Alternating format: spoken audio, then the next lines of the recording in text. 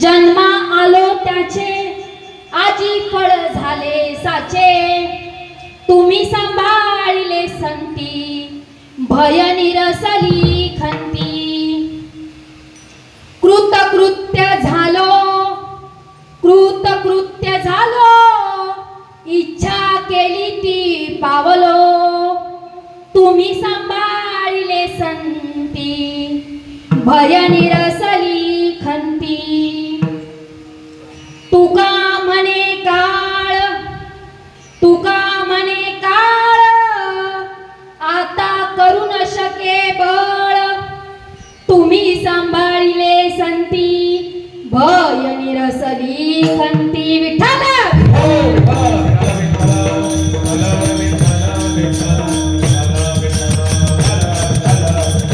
वक्रतुंड महाकाय सूर्यकोटी समप्रभा, निर्विघ्नं कुरु मे देव सर्वकार्येषु सर्वदा. समचरं सरोजं सान्द्रणीलाम्बुदाभं, जगन्नीतपानिं मण्डनं मण्डनाना, करुणतुलसीमाला कञ्जनं कञ्जनेत्रं, सदैव धवलहासं विठ्ठलं चिन्तयामि. महायोगपीठे तटे भीमरत्या, वरं पुण्डलीकाय दातु मुनीन्द्रे, समागत्यदिष्टं तमानन्दकन्दं, परब्रह्मलिङ्गं भजे पाण्डुरङ्गं.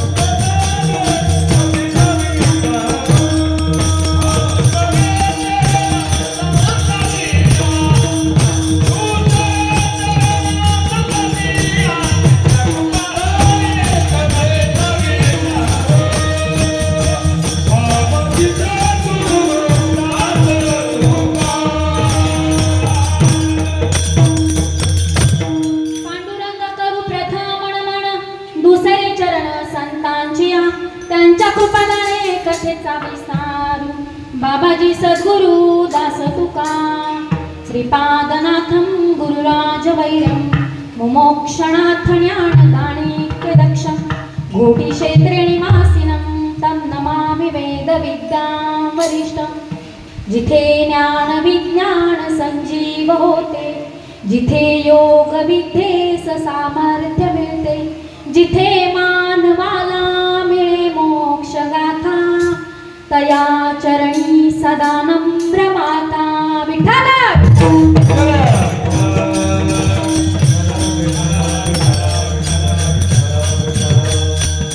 सेवे लागी सेवक झालो,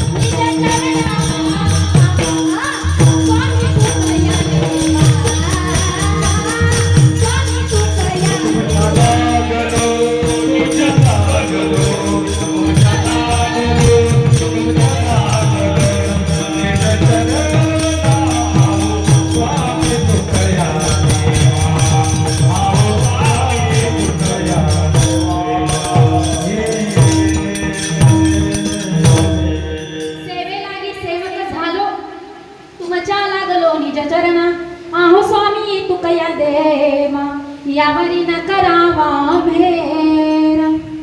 जन्मा आलो त्याचे आजी फळ झाले साचे, तुम्ही सांभाळले संती भय निरसली खंती.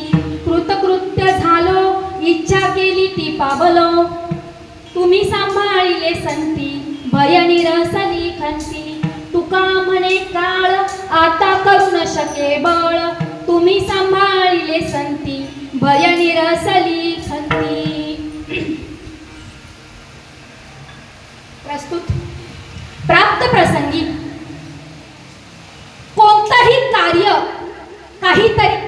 कारणाशिवाय घडत असतं, बरोबर? आज आपण तुम्ही सर्व साधक मायबाप इथे जमा झालो, काहीतरी कारण आहे. आज या ठिकाणी आमचे गोते अण्णा यांनी आमच्या आईसाहेब श्रीमती रंजनाबाई किसनराव गोते यांच्या अभिष्ट चिंतन सोहळ्यानिमित्त हा सप्ताह आयोजित केला.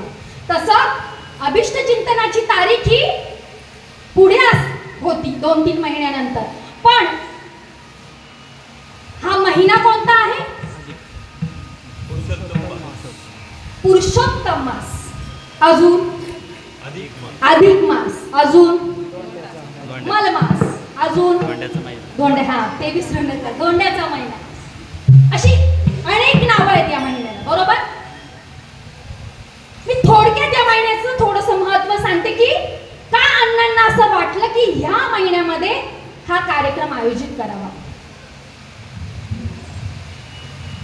अनेक तिथींचा क्षय झाल्याच्या नंतर, बरोबर, काही कालखंड उरला, काही दिवस उरले, बहुतेक 30-31 दिवस उरले, आणि तो एक 13वा महिना सुरू झाला. म्हणजे जसं आपण पूर्वी काळातून जसं जगत चाललो होतो तसं 12 महिने मराठी वर्षाचे होते, पण काही तिथींचा क्षय झाल्याच्या नंतर ज्या तिथी उरल्या तो झाला अधिक महिना, 13, वाढाव महिना, वाढाव महिना म्हणतो आपण त्याला. तर अगदी त्याला सगळ्यांनी पाण्यात पाहिलं, वाढाव महिना म्हणून त्याचा रागराग करायला लागले, म्हणून त्याला मलमास असं नाव पडलं, बरोबर? आणि मग नंतर तो महिना भगवंताकडे गेला, भगवान विष्णूकडे गेला आणि सगळा प्रसंग सांगितला, असं असं आहे, मला कोणी माझा स्वीकार करत नाहीये. भगवान विष्णू म्हटले आजपासून हा महिना माझ्या नावाने ओळखला जाईल, म्हणून पुरुषोत्तम मास. कथा सगळ्यांना माहित असेल. आध्यात्मिक कथा यामागे अशी आहे की माझा भक्त प्रल्हाद भगवंताची भक्ती करत असताना, कथा भाग सर्वांना माहिती आहे की किती त्याला छळ झाला, कोणाकडून? त्याचा जन्मदाता कोण? हिरण्यकश्यप. तरीही भक्ती थांबली नाही. जन्मदाता विचारतोय, तू ज्या देवाचं सतत नामस्मरण करतोय तो देव आता सध्या इथे आहे का? भगवंता आहे का इथे? भक्ताला विचारतात. त्यावेळेस भगवंताला भक्ताची दया आली, कृपा आली, आणि त्या क्षणी खांबामध्ये माझे भगवंताने अवतार घेतला. तो अवतार कोणता? नरसिंह अवतार. आता जयंती झाली असेल, याच महिन्यात ती जयंती होते, म्हणून हा अधिक मास. कारण या मागे ज्या वेळेस वर मागितला होता ना त्याच्या वडिलांनी की मरण कसं हवंय मला, सकाळी नको, दुपारी, घरात नको, बाहेर, रात्री नको, सकाळी, या 12 महिन्यामध्ये मला मरण नकोय, असा कोणता महिना मरणासाठी योग्य, म्हणून हा महिना तयार झाला. हे झालं आध्यात्मिक कारण या मागचे. म्हणून या अधिक मासामध्ये सगळे भक्तजन भगवंताचं जी भक्ती करतील ती कशी होईल, त्याचं फळ कसं होईल, अधिक होईल, दुप्पट होईल. अन्नदान म्हणा, वस्त्रदान म्हणा, ज्ञानदान म्हणा, जे जे काही कर्म साधक भक्त करेल भगवंताविषयी ते काय होईल, दुप्पट होईल. त्यामुळे अधिक मासामध्ये शुभ कार्य हे भगवंताचं वर्णन, भगवंताची जी आता इथे सेवा चालू आहे, काकड आरती म्हणा, हरिपाठ म्हणा, आज आपण इथे 7 दिवस त्या भगवंताचं कथाभाग ऐकलेला आहे. आणि त्या कारणानिमित्त अण्णांनी हा उपक्रम राबवला की अधिक मासामध्ये हे पुण्य होईल, आणि त्या निमित्ताने हा अभिष्ट चिंतनाचा सोहळा इथे आयोजित केला. आता कीर्तन सेवा, कीर्तनाची अलीकडे व्याख्या बघायला गेलं, मला माहित नाही तुमच्या मनात कोणती व्याख्या चालू असेल. खूप मगाशीच आमचा विषय झाला, कीर्तनकार गादीवर उभा राहिला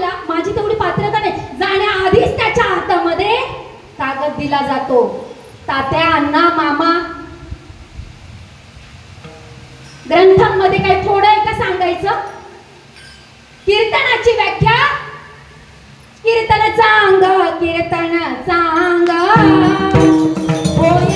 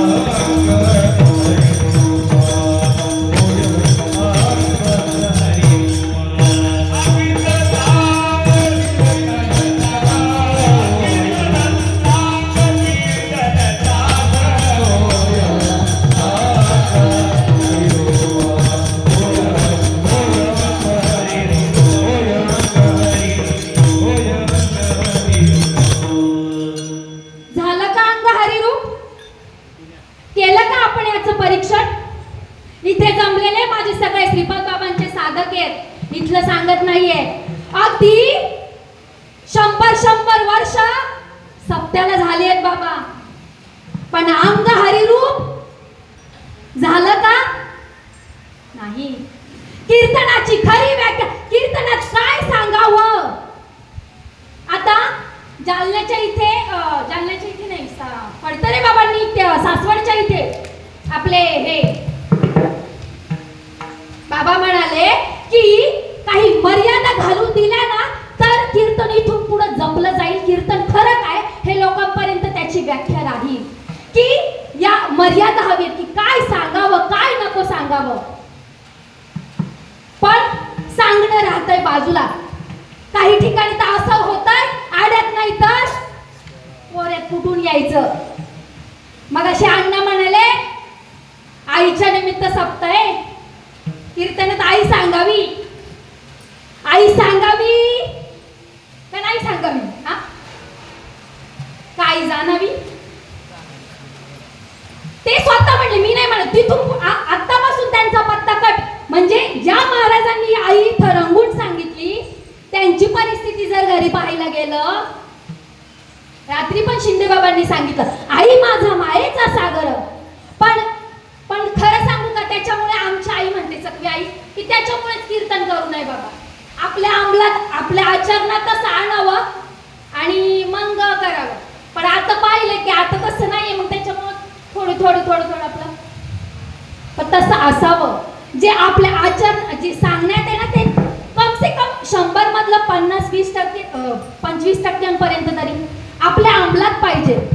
असो, आपला विषय बाजूला राहील. आपला विषय चालला होता कीर्तनाची व्याख्या. कीर्तनाच्या ठिकाणी काय सांगावं, कसं अंग हरिरूप. नवे आपण भगवंताचाच अंश आहोत. आपल्या आत्मस्वरूपाचं दर्शन आपल्याला कशामुळे होईल, त्यासाठी आपल्याला परमार्थामध्ये कोणत्या रीती कराव्या लागतील हे गरजेचे. आणि ते सांगणं इथल्या जाग्यांवरचं काम आहे. त्यांनी ते अनुभवलं देखील पाहिजे ना. बोलाचीच कडी बोलाचाच भात असं नाही. माझे दुकाबर आहे, अनुभव घेतात आणि मग सांगतात. तर परमार्थामध्ये काय महत्वाचं आहे, माझ्या तुकोबारायांनी कसे 4 पुरुषार्थ हे केले ते महत्वाचं आहे. असो, तर या ठिकाणी या अधिक मासानिमित्त ही कीर्तनरूपी सेवा आयोजित केली. माझ्याकडे सेवा वाट्याला आली की सेवा म्हणून मी माझ्या पद्धतीनं या अभंगाचं चिंतन मांडण्याचा प्रयत्न करणार आहे. अगदी अर्थ तसाच असेल असं नाही, ज्याच्या त्याच्या पद्धतीनं ज्याच्या त्याच्या मतीप्रमाणे. पण मला माझ्या सद्गुरूच्या कृपेने जेवढं सांगता येईल तेवढं मी सांगण्याचा प्रयत्न करेन. काही चुकलं तर तुमची लेख म्हणून तुम्ही पदरात घ्या. विठ्ठल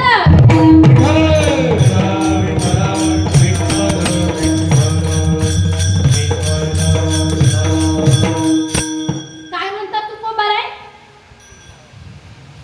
परमार्थामध्ये आल्यावर ज्या स्थितीला प्राप्त व्हायचं आहे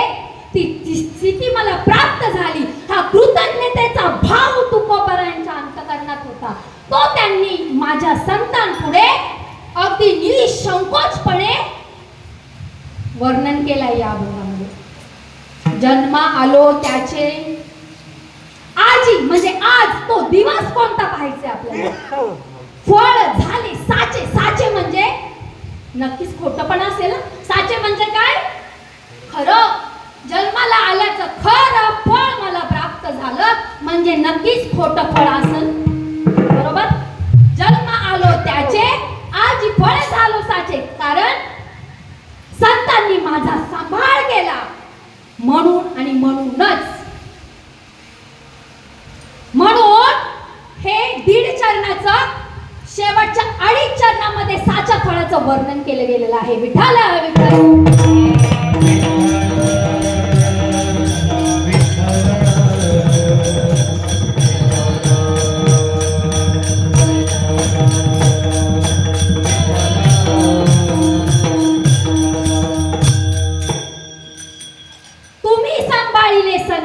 संतांनी सांभाळ केल्याच्या नंतर कोणत्या गोष्टीचं निरसन होतं?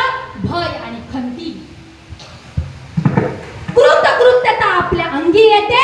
जी इच्छा आपल्याला निर्माण होते, कृतकृत्य झालो आणि जी इच्छा करतोय ती पूर्ण होते. अजून काय तुम्हाला या गोष्टीचा अनुभव आला? संतांनी सांभाळायचा. अरे या सगळ्या प्राणी मात्राला जीवाला कशाची भीती आहे? कशाची? मरणाची भीती. अरे ते मांजर असतं ना, मांजर एक पंजा मारल्यावर त्या उंदराची कशी अवस्था होते, कसा खेळवत खेळवत त्याला म्हणजे एका याच्यामध्ये हे करतं का? हे ग्रंथात नाही लिहिलं कुठं, आपण वाचतो ते पाहतो ना, आहे ना. मग तसा काळ आपल्या तुका म्हणे काळ पण आता करू न शके बळ. पण कधी? जेव्हा संत आपला सांभाळ करतील तेव्हा तोच जगाला घाबरण्याला काळ आहे ना, तो सुद्धा बळ करू शकणार नाही. तुका म्हणे काळ आता करू न शके बळ. हा झाला अभंगाचा भावार्थ. आपण या पृथ्वी तलावावर जन्माला आलो. कसे आलो? आगा कर्मे जे उरावे ते सुख दुःखी फळावे तया त्या भोगा यावे. म्हणजे हा जन्म हे एक फळच झालं का नाही? या ओवीच्या अर्थाप्रमाणे पाहिलं किंवा माझे नाथबाबा म्हणतात केले कर्म झाले तेची भोगा आले उपजले मेले. आपण जन्माला आलो हे आपल्या मागील जन्माचं फळ. हा भाग वेगळा. बरोबर. जन्माला आल्याच्या नंतर आपण या सुख दुःखाची जी आपल्याला प्राप्तता किंवा जी अंगी येतं आपल्याला ते फळ वेगळं, जे आपल्याला भोगावं लागतं सुख दुःख म्हणा ते फळ वेगळं. जन्माला आलं हे फळ वेगळं. बरोबर. तसं पाहायला गेलं तर आद्यगुरु शंकराचार्य सांगतात 3 गोष्टी खूप दुर्लभ आहेत. दुर्लभम त्रयमे वेत्तम देवानुग्रहेतुकम मनुष्यत्वम मुमुक्षत्वम महापुरुष संश्रयम. किती गोष्टी? 3 गोष्टी दुर्बळ सांगितल्या, दुर्मिळ सांगितल्या. कोणती? मी बोलते ते समजतंय ना सगळ्यांना? हा, काय मी एवढा श्लोक पाठते आद्यगुरु शंकराचार्यांचा. बाप ज्यादा लेकिन बेटी थोडी थोडी. असं काय? मनुष्य जन्म मिळणं आपल्या सर्वांना माहिती आहे. पाप पुण्य समसमान झाल्याच्या नंतर आपल्याला काय मिळतो? पाप पुण्याचं पारड समसमान. जसं एखाद्या आंधळ्याच्या हातात कावळा मिळावा दृष्टांत सर्वांना माहिती आहे. असा सहज भजनाचा वेळ नाही होतं म्हणून नदीच्या काठी गेला नव्हता आंधळा. सहजच टाळ्या वाजवत बसला होता आणि त्याच्या हातात कधीही कोणाला न मिळणारा पक्षी कोणता? कावळा. तो त्याच्या हातात मिळाला. ही वार्ता सर्व गावभर पसरली, अगदी राजापर्यंत गेली. आश्चर्याचीच गोष्ट आहे ना, कावळा हाती न लागणं. राजा देखील प्रसन्न होऊन त्या माणसाला बक्षीस देण्याचं जाहीर केलं आणि तो तो आंधळा तो कावळं घेऊन राजवाड्यामध्ये आला, त्याला काही बक्षीस दिलं, काही जे ठरलं होतं 5,000 मोहरा वगैरे वगैरे काही ते ऐकलं. ते घेतल्याच्या नंतर तो एवढा खुश झाला, एवढा खुश झाला, एक कावळा मिळालं, एवढं बक्षीस भेटलं, आता काही काम धंदा करायची गरज. एवढा खुश झाला, एवढा खुश झाला, तो भेटलेला कावळा असं बगलेत धरून पुन्हा नदीच्या काठी गेला. पुन्हा आपण भजन करून पुन्हा आपल्याला कावळा मिळेल का? अरे जो भेटला होता तो तरी राहिला का? राहिला. तसा हा आपल्याला हा जन्म मिळाला आहे, दुर्लभ आहे, सगळ्यांनाच नाही मिळत. मिळतो त्यांना कळत नाही. काय म्हणता राहुल महाराज? ज्यांना नाही मिळाला त्यांना, म्हणजे ज्यांना मिळालंच नाही त्यांना त्याचं महत्व नाहीये.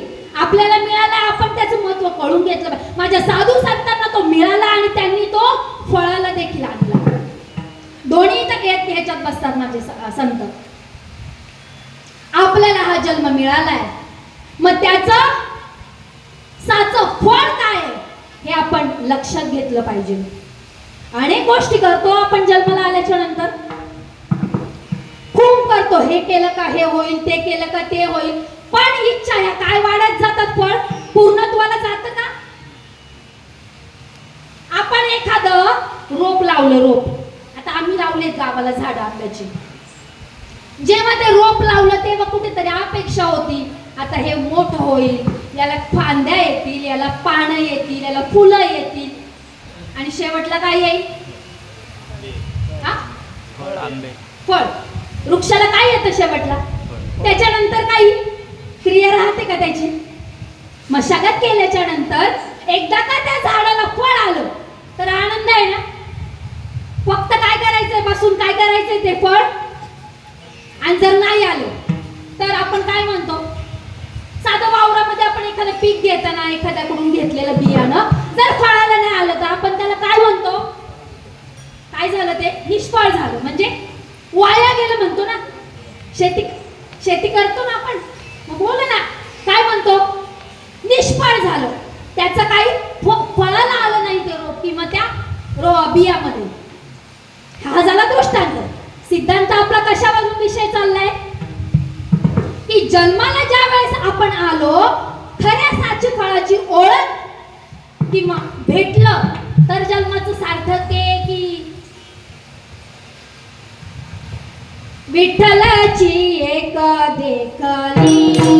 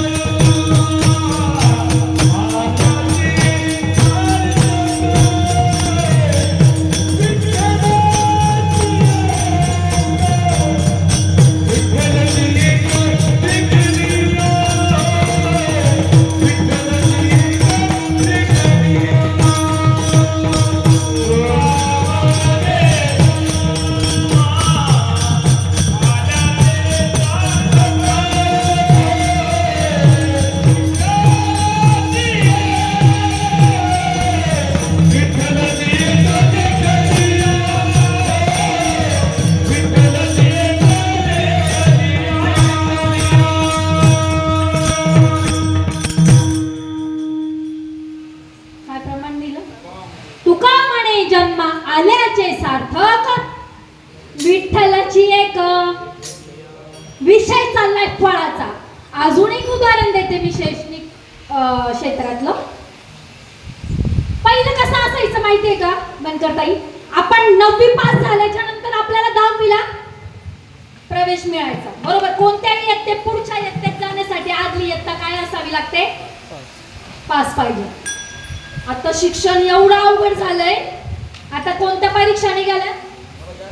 हा ते काय आता झोल झालं ना त्याचा पेपर फुटले, नीट म्हणा, सीए म्हणा. आमच्या वेळेस नव्हते ते. याला कोणती परीक्षा म्हणतात आपल्या मराठी भाषेत? पूर्व परीक्षा. आता कॉलेजला ऍडमिशन घेताना 10वी तर पास पाहिजेलच, 11वी 12वी पास पाहिजे, पण ज्या पूर्व परीक्षा निघाल्यात ना, सीए म्हणा, नीट म्हणा, बरोबर, या सुद्धा देणं गरजेचं असतं आणि तो अभ्यास केल्याच्या नंतर त्या परीक्षेचा आपण पास होतो किंवा त्याचं फळ आपल्याला मिळतं. म्हणजे जसं आपण सांगितलं की जन्माला आल्याचं हे एक आपलं फळ आहे, आगा कर्मे जेवरावे, आणि त्यानंतर जे फळ प्राप्त म्हणजे ती झाली 10वी उत्तीर्णची, आणि पूर्व परीक्षा ह्या ज्या निघाल्यात ना, हे झालं 7चं फळ. जीव जन्माला आल्याच्या नंतर आपल्याला कोणत्या फळाची अपेक्षा आहे आणि ते साध्य करण्यासाठी काय साधन करावं लागेल किंवा साध्यापर्यंत आपण कसं पोहोचवणार या गोष्टीचा विचार केला पाहिजे. फळ जन्माला आलोय, मग फळ आजी आजी म्हणजे ज्या दिवशी, म्हणजे माऊली सुद्धा म्हणतात सोनियाचा दिनू आजी अमृते पाहिला. हे जे आजी शब्द आज आता, हे त्या क्षणी, कोणत्या क्षणी दुर्लभ गोष्टी सांगितल्याच्या यादीमध्ये आपण चाललोय की मनुष्यत्व. दुसरा नंबर कसला? मुमुक्षत्व. अरे मुमुक्षत्वासाठी पहिली मोक्षाची व्याख्या काय हे कळलं पाहिजे. कशाला मोक्ष म्हणतात आणि आपण कशाला मोक्ष समजून बसलोय. बाबांच्या कृपेने आपल्याला सर्वांना माहिती आहे की जे आपलं वर्तमान आहे ते विसरून आपल्या स्वस्वरूपाच्या प्राप्तीसाठी तळमळ करणं, तळमळ असणं. काही ऐसी दशा येईल माझ्या अंगा चित्त पांडुरंगा. पण हे संतांनी म्हणावं का नुसतं? आपले बाबा म्हणायचे आपण काय पोट खालून आलो का?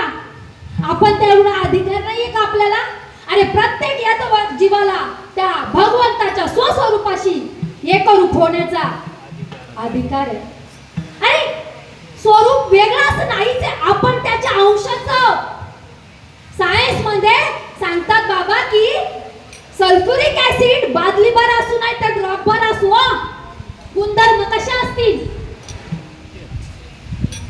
हा वेगळे असतील का? मग आपण त्याचे अंश आहोत, फक्त याची जाणीव व्हायला हवी. आणि ती जाणीव होण्यासाठी संतांना शरण जायला पाहिजे.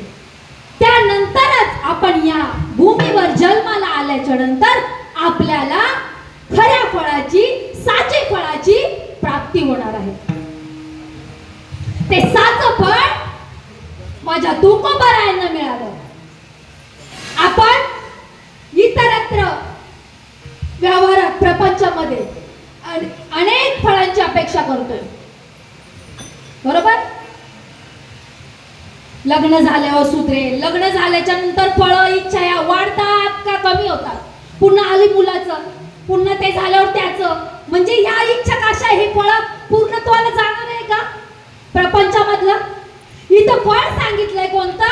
परमार्थातलं फळ, मोक्षरूपी फळाची इच्छा करून त्याच्या प्राप्तीसाठी प्रयत्न करून तिथपर्यंत पोहोचणं, याला मुमुक्षत्व म्हणतात. म्हणजे मनुष्यत्व, मुमुक्षत्व, आणि या मुमुक्षत्व म्हणजे या मोक्षापर्यंत पोहोचण्यासाठी आता या ठिकाणी चक्री कीर्तनाला मला येण्यासाठी मुंबईवरून कोणत्या तरी साधनेचा वापर करावा लागला असेल, त्यामुळे मी इथपर्यंत पोहोचले, बरोबर? साध्यापर्यंत पोहोचण्यासाठी आपण सांगतो की साधनाचा वापर करायचा, तसं आपण मोक्षापर्यंत, त्या भगवंताच्या आपल्या स्वस्वरूपापर्यंत पोहोचण्यासाठी निश्चितच साधू संतांनी काहीतरी साधन सांगितलं असेल. पण हे कधी कळेल आपल्याला? सद्गुरूंनी, संतांनी सांगितल्याशिवाय नाही. तर ते साधू संतांनी अंमलात, म्हणजे आपल्या तुकोबारायांना ते साचक फळ मिळालं, म्हणून साधू संतांनी सगळ्यांनी तुकोबारायांना, भगवंताने तुकोबारायांची वाहवा केली. तुकोबाराय, तुम्ही तर साध्यापर्यंत पोहोचलात, तुम्हाला जे ध्येय होतं ते तुम्ही गाठलंय. तुकोबाराय म्हणतात, हे मी माझ्या इच्छे म्हणजे माझ्या बळावर नाही प्राप्त झालंय, हे अगदी कृतज्ञता भाव अंतःकरणामध्ये व्यक्त करून त्याच साधू संतांसमोर ते स्वतः कबूल करतात. अभंगाच्या पहिल्या चरणात जन्म आलो त्याने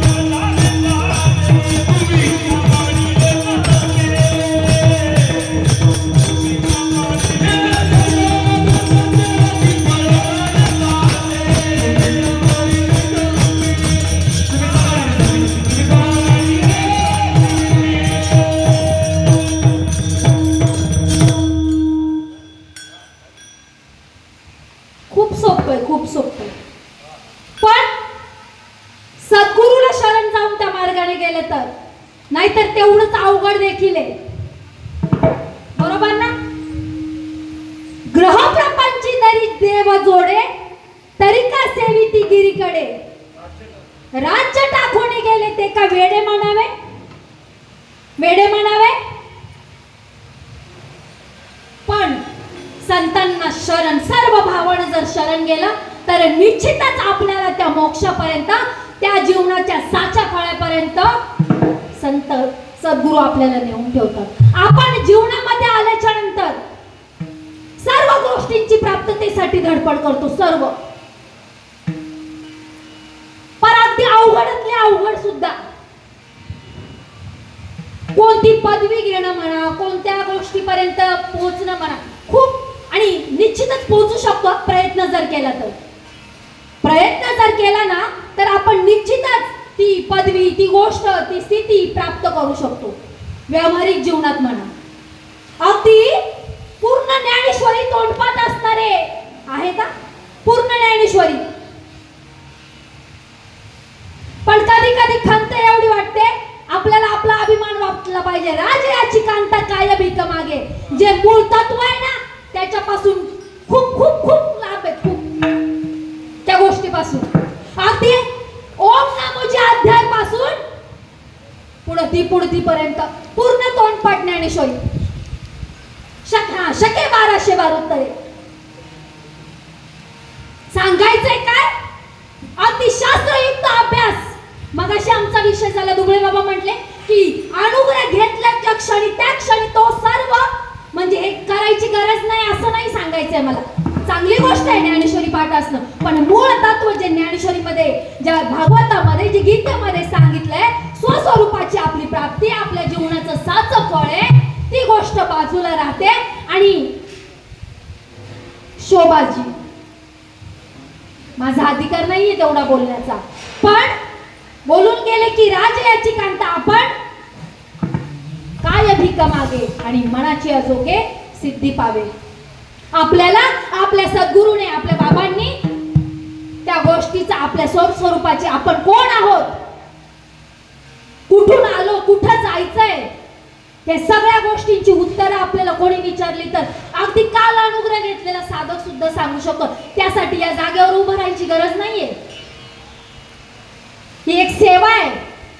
जे आपल्याला कळलं, जे आपल्याला अनुभवाला आलं, ते इतरांना आपल्या भाषेत सांगावं, हा एक प्रयत्न आहे. असो, आपला विषय चालला की जीवनामध्ये प्रत्येक गोष्ट, अगदी कोणत्याही गोष्टीपर्यंत पोहोचण्यासाठी प्रयत्न केला तर ती सहज आणि शक्यरित्या प्राप्त होते. तसं माझ्या तुकोबारायांनी सांगितलंय की जीवनाच्या साचे फळापर्यंत पोहोचण्यासाठी, म्हणजेच मोक्षरूपी फळ प्राप्त करण्यासाठी, अगदी इकडं तिकडं कुठेही न जाता सद्गुरूला किंवा साधू संतांना शरण गेलं पाहिजे. संताविन प्राप्ती नाही, ऐसे वेद देती ग्वाही. संत ज्या मार्गाने गेले, मार्ग दावणी गेले आधी, आणि दयानिधी संत ते. तुका म्हणे तुम्ही चला या जीवने,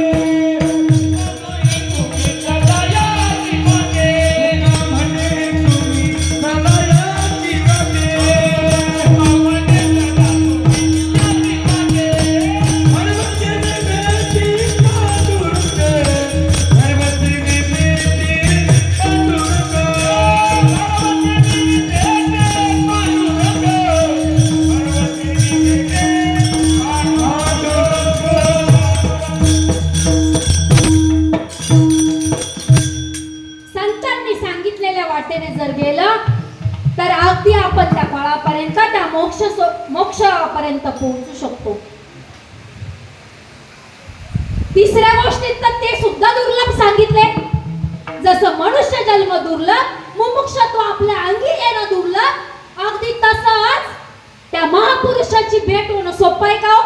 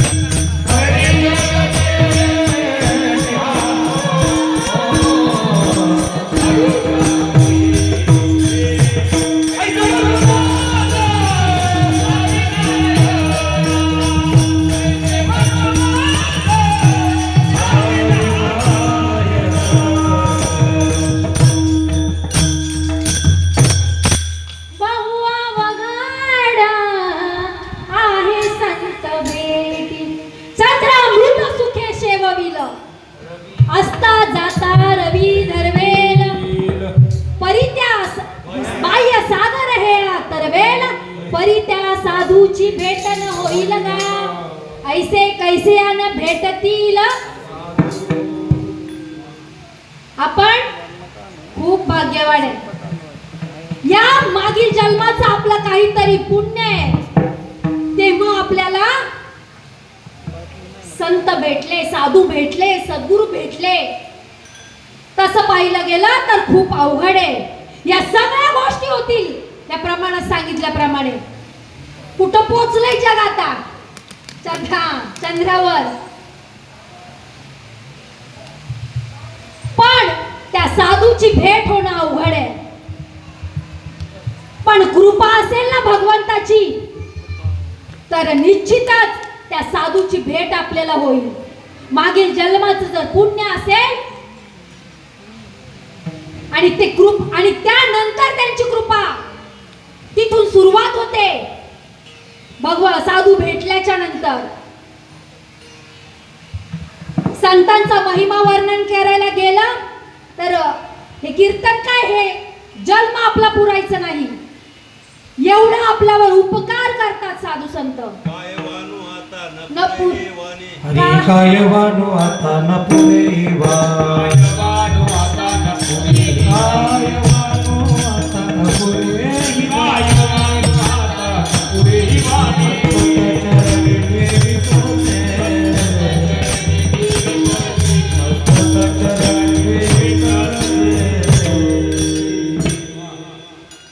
बाबा म्हणायचे काय वाणू आता न पुरे ही वाणी, मस्तक चरणी ठेवी तसे. लहान मोठा बघत नाही, गरीब श्रीमंत पाहत नाही, कोणाचं किती पुण्य आहे, कोणाचं किती पाप आहे. या रे लहान थोर, याती भलती. अरे माझा भगवंत जेव्हा कुरुक्षेत्रावर गीतेचं ज्ञान जेव्हा वाटत होता, असं म्हटलं नाही एक त्या अर्जुनाला सांगत होता का, माझे माऊली तिथं काय उभी आहे, तेथे अवचित पाहुणे पातलो आम्ही, सहज ब्रह्मरसाचे पारणे, अर्जुना लागी केले नारायणे. पातलो आम्ही.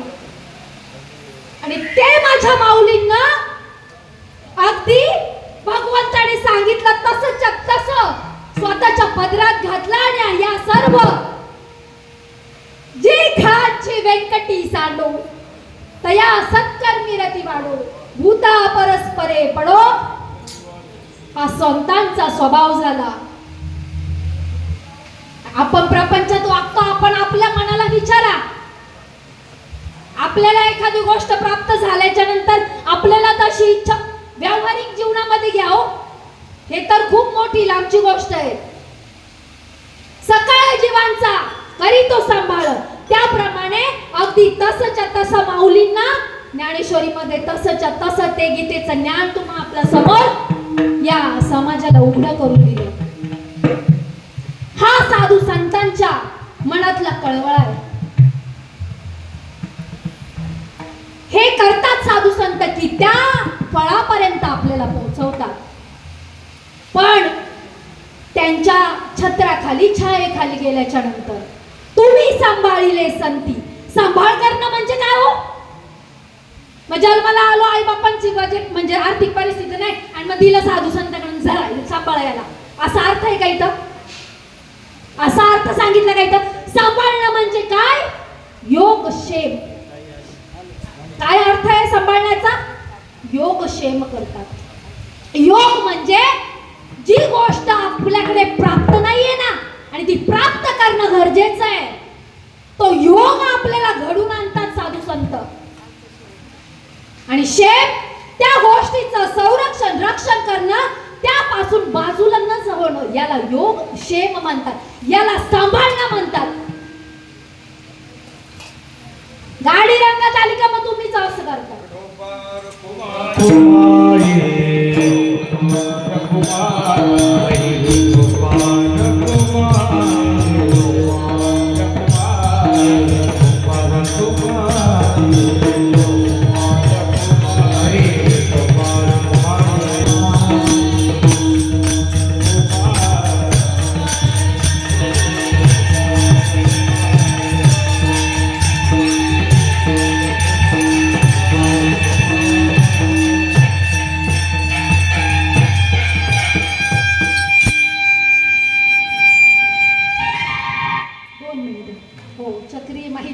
जन्म आलो त्याचे आजी फळ झाले साचे. या अभंगामध्ये मी माझ्या मतीप्रमाणे काही मांडण्याचा प्रयत्न केला.